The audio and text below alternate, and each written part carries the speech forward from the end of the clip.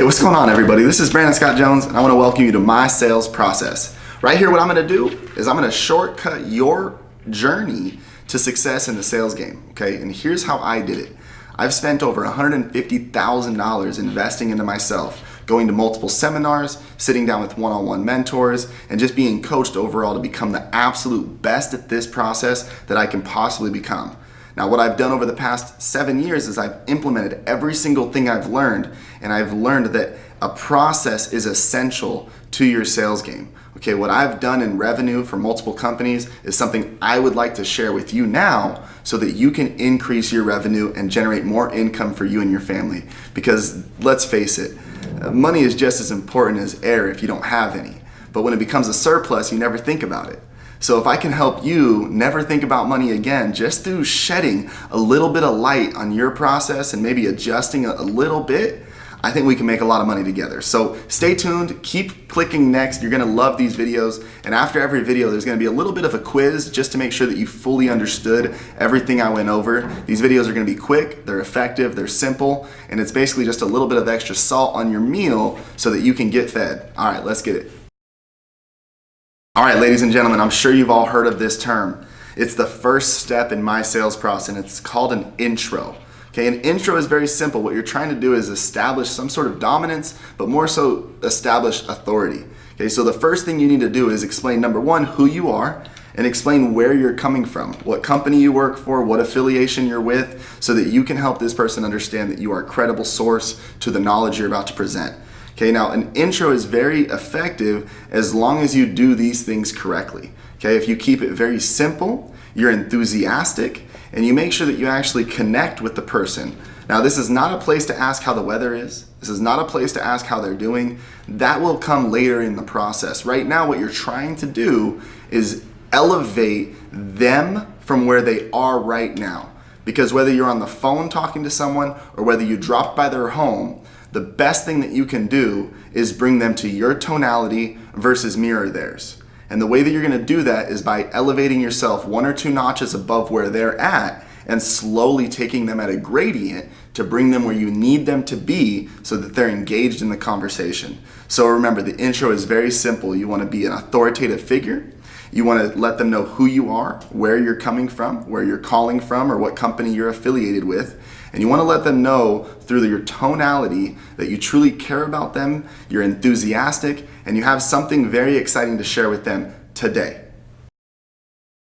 All right, so if you've done an effective intro, the next step is so simple. What you're doing in this step is called a profile. Now, a profile is a little bit interesting, okay? The word might throw you off a little bit, but all you're trying to do in the profile is set tonality.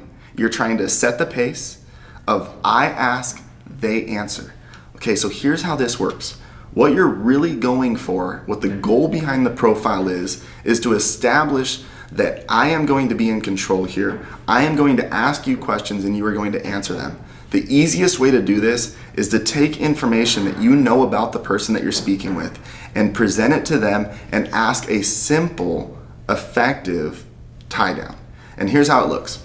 So if I walk up to a door or I call someone on the phone and I have a little sheet of information that I have on this person, maybe all I have is their address. I'm going to simply ask, hey, I show here that our records show that you're at 1326 Tulare Avenue. Is that correct? Okay, I show here that you're married to Barbara Streisand. Is that also correct? And when you get these simple yeses, what you're establishing is that I'm in control here and you're going to answer everything I ask you. It's going to make the next steps of your sales process so much easier if you do this effectively. Now, the second part that you want to do in the profile is you actually want to give them some sort of action item. You want to let them know that you're the dominating force in this conversation. And the way that you do that is by simply saying, hey, can we step inside? Hey, grab a pen and paper for me. You want to do something that's so simple that they're not going to think twice about it. Or if they're in a loud room and you're on the phone with them, hey, can you step outside so we can continue the conversation in a more quiet location? Now, this process right here should only take you about a half a minute or so if done effectively, and then you'll be right on to the next step, which we're going to talk about now. Hey, welcome back. So you've effectively learned how to do an intro. You've effectively learned how to do a profile. Now let's talk about the big claim. Okay, the big claim is the third step in my sales process, and what it's effectively doing is setting a hook on the person you're speaking with. So what you need to do is have fun with it, ladies and gentlemen. Create a little story that is applicable to the person you're speaking to. And the way you do that is by personalizing it, again, with some of the information that you know about the person, but more importantly is what you are going to pitch them in the features and benefits. Start to drip a little bit of the information on them with simply doing something very similar to this. Hey, I'm so excited that I was able to get you on the phone today. You're in luck because what we're actually doing in the office today is something that we've actually never done before. We're offering discounts, we're offering promotions to just truly help you get to those goals you've talked about with us. Get them done today. That way we can take time out of the equation and let you enjoy this product a little bit sooner so that we can get your family a little bit happier than they would be. Now, that's a very, very simple example. We're gonna get in depth if we decide to personalize this to you specifically. I'm going to get in depth and show you exactly what you need to do to pitch your product effectively in your big claim. But let's continue through my sales process, shall we? Hey, congratulations on getting through the intro, the profile, learning a little bit about a big claim. Now let's dive into step 4 in my sales process, which is the discovery. Okay, now ladies and gentlemen, the discovery can sometimes get confused with this long, drawn out process where you're trying to extract information here. But what you're really trying to do is find 1 or 2 pieces of information that you can utilize to sell your product or idea. Now here's how this should be set up. You should make this very assumptive. You should guide it. And when you are asking questions, make sure that you don't skip past the question. Make sure you do go dive in and ask first level, second level, third level questions. So what it would look like is, hey, I see you're wearing a hat. Where did you get that hat? Oh, you got it at PacSun. Perfect. Let me ask you, why do you choose to wear that hat today? Okay, and how does that hat make you feel? Okay, have you ever gotten any compliments on that hat? Oh, awesome. Perfect. I bet that makes you feel really good when you get compliments on that hat. Is that right? Okay, well, let me ask you this. If we did have something similar to that hat specifically, do you think that you'd be interested in that? That one does look like it's maybe getting a little bit worn. We can always refresh you with a new hat and help you get that on your head so that you get more compliments. Does that sound like something you'd be interested in? Okay, great. Now you're going to go on to another question and you're going to do that same process on each question you ask. So when you do travel, who travels with you? Okay. Do you usually stay in this size room, that size room? It really depends on what you're selling specifically, but if you're asking these effective questions and they're guided to help you get towards the end result that you desire, then you should be diving in and asking those second level, third level, fourth level questions so that you can not only make them feel heard, but truly create an organic conversation. Now, let's move on to the next step. I think that you guys are starting to get this a little bit more. Welcome back, ladies and gentlemen. We've talked about an intro, we've talked about a profile, we've talked about a big claim, we dove in a little bit to a discovery. There's a lot to talk about there, but the step 5 in my sales process is talking about your features and benefits of the product. Now, here's where you get to let your personality shine, you get to get really creative, and you really get to see how involved the owner is in what you're talking about with them today. Now, the best thing that you can do in features and benefits is bring those 1 or 2 pieces of ammunition or those 1 or 2 pieces of information you found in your discovery and tie them into how this product will help those become easier in their life, more valuable in their life, or whatever your product can actually do for them. Make sure that you're touching that on the features and benefits. And so what I like to do personally in my features and benefits is I like to tell a story.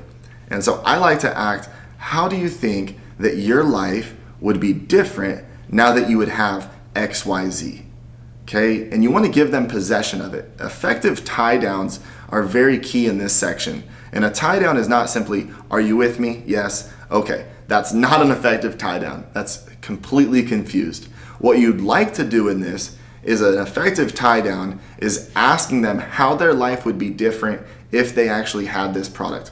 Now, not only how would their life be different, but what would they be doing differently with their life if they had your product already. Now, if you give them possession and they take ownership over the product, you're ready for the next step, which is your close. So let's dive in. Hello. Hey, welcome to step 6 of my sales process. Here's where we're going to talk about probably your favorite part and what everyone's been anticipating. Now, this video alone could be 3.5 hours long, but I'm going to keep it short, I'm going to keep it sweet, and I'm going to keep it real simple. What we're going to talk about is the close. All right, here's how you effectively do a close. And this is really important, so listen up. You want to actually do half the words, half the speed, and half the volume. Now, if you do those three things effectively, the person will understand what you're saying. And there's only two reasons someone won't buy from you. It's if they don't understand what you're presenting or they don't trust you. Now, you all are very trustworthy people, so that should be a home run. But confusion is something that always precipitates in your close. So when you're talking about someone's money, make sure that you're slowing down and taking your personality and throwing it out the window. Now, let me ask you this. You guys have all been to a bank, I'm sure. So if you've been to a bank, how does the bank teller talk to you? Not very enthusiastically, but they're also not talking to you depressed. Whether you have $1,000 in your bank account or $10 million in your bank account, they approach everyone the same. And so you should be doing that in this process as well. Keep your personality on the side. You've already got to show that off in your discovery. You've got to show that off in your profile, and you really got to show it off in your features and benefits. So at this time here, take the personality, set it aside for a second. It'll come back, I promise. But when you're talking about someone's money, make sure you're going half the words, half the speed, half the volume, and you should 10 times out of 10 get the deal done. So let's move on.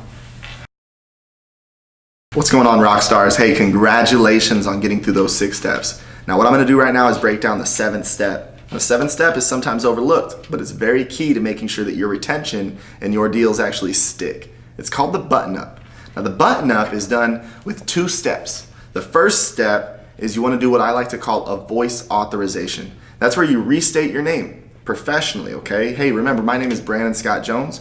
I work with XYZ Company. I'm here today to help you get set up with blah. And then what you're going to do is say, do I have your verbal authorization, John, to go ahead and charge the card ending in 0770? I do? Okay, perfect. Well, let me go ahead and be the first one to congratulate you on joining the product or getting set up with the services, and let me be excited to help you understand exactly what happens next.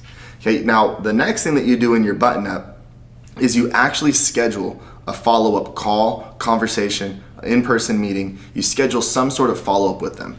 And so the way that this looks is just the same way as that one does before. Now, again, congratulations on everything that we've done tonight, John. You and your family are gonna be so much more excited with everything that we've set up for you guys. But let me go ahead and do this. I have my calendar opened up right here. I actually have an appointment available in 2.5 weeks on a Thursday. It's at the same time as we're talking tonight, about 6 p.m.